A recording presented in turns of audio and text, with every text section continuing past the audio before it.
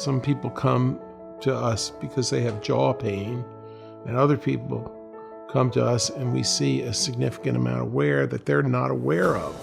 I've spent a considerable amount of time in postgraduate studies on TMJ and function and how the jaw works and how the teeth function against each other. And part of our comprehensive evaluation involves looking at the function of the teeth and the muscles and how they're involved with the joint. We do a comprehensive evaluation.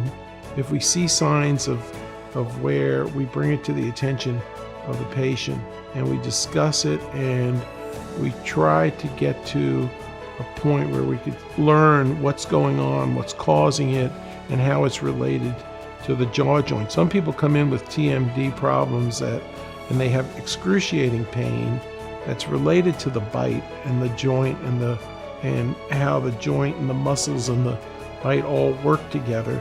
And we take the time to study that and figure out what's going on, what we need to do to correct the problem instead of just, give them a night guard to chew on at night. Because there's a way of looking at it where you can eliminate the problem and make people comfortable.